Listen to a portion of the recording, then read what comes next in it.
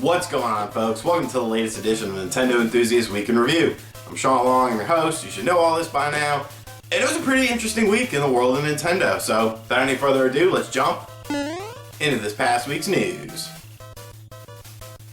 So some of the most interesting news of the past week was that Netflix is allegedly working on a Zelda live-action show for their channel. What the hell is that?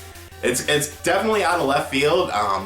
With Nintendo, licensing out their IPs for different things now, I guess I kind of expected it to be more of a cartoon, maybe sort of like the early 90s throwback cartoon, or like Captain N, something like that. But this has potential, and I'm going to leave it at potential because it could go, either way. It could either be really cool, like the original Zelda cartoon, or it could be really suck-ass, like the CDI game. So, I don't know, what do you guys think of this whole thing? It literally just came out of left field, so there's not a whole lot of information on it, but what do you expect from the show? Let me know in the comments below or something. Alright, so Xenoblade fans, we've got a bunch of new news for you guys as well.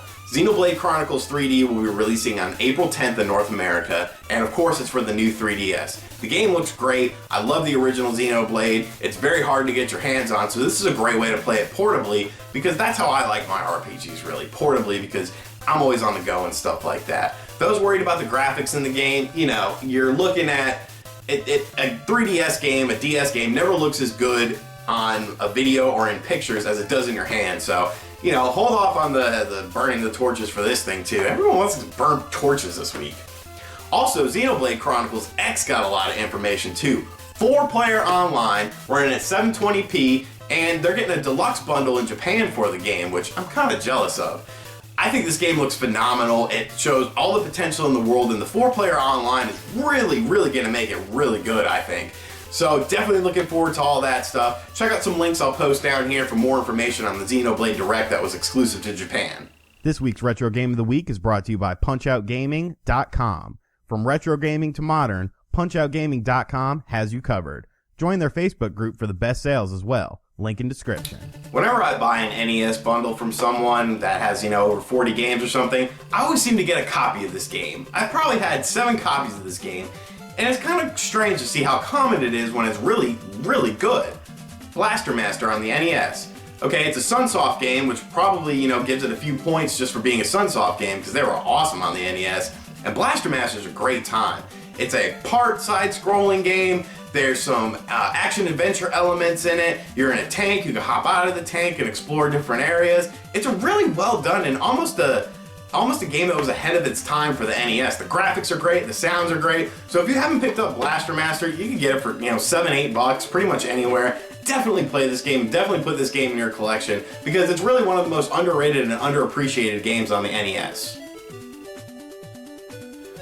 Alright, so a rough translation of a Famitsu magazine interview with the Splatoon developers popped up on NeoGAF, and in the translation they said that there would be no voice chat, and everyone took it wrong, everyone read it wrong, and everyone freaked out. Like, there's petitions going on about, give us voice chat and all this stuff. Well, later in the day they actually did a newer translation of it, a better translation, and it appears that it is just for those in random games. So when you randomly match up with someone based on your skill level, you probably won't be able to communicate with them, which to me isn't a big deal. The more important issue is the whole friends thing. They didn't comment on it in the interview if you could communicate with friends, so hopefully, I'm still holding out hope that there will be full voice chat with friends, because it just makes sense in a tactical game like this. So basically, be careful with translated stuff, especially when it's the first translation of it, because, if you miss a single word, you're construing the whole thing. So hold out faith, and hopefully we'll see some friends chat in the game whenever Nintendo does a Splatoon Direct. Alright, so there's another report floating around that Nintendo is going to start working on low-cost software, such as things like demos, free-to-play games, and maybe smaller scale games for their systems. I don't know how I feel about that. I do like what we've seen so far. I love Captain Toad's Treasure Tracker. That game was awesome, and at $40 it was greatly priced, because you did get a good bit of content and the game looked phenomenal.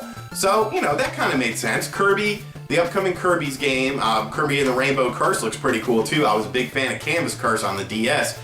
So I don't know, it'll be interesting to see how wide this scope goes for Nintendo, what kind of games they're going to do, what kind of price points they're going to do. And to me, it almost seems like they're going to do more eShop stuff. You know, you had the NES Remix series, which was priced at about $15 for each volume, and those were fantastic. And that's kind of a gold mine that Nintendo is sitting on. So it'll be interesting to see what comes out of this whole thing. What do you expect? Do you expect, you know, maybe some more virtual console games, you know, games that they already have created, put onto their platforms for more revenue? I don't know. The whole thing is pretty interesting to me.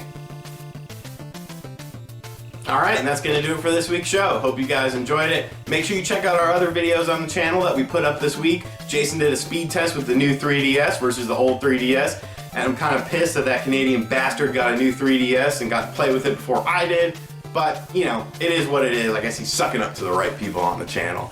Anyways, I also did a Nintendo Rants video that I did not expect you guys to really dig, but, you know, the comments and the likes just poured in. I really expected to have more dislikes than likes, so be sure to check that out as well. I kind of go at it with some YouTubers, get a little bit heated, but, you know, it is what it is. Thanks for watching. Make sure you like the video, subscribe to our channel, leave me a comment below, hit me up on social media, and I'll see you guys next week.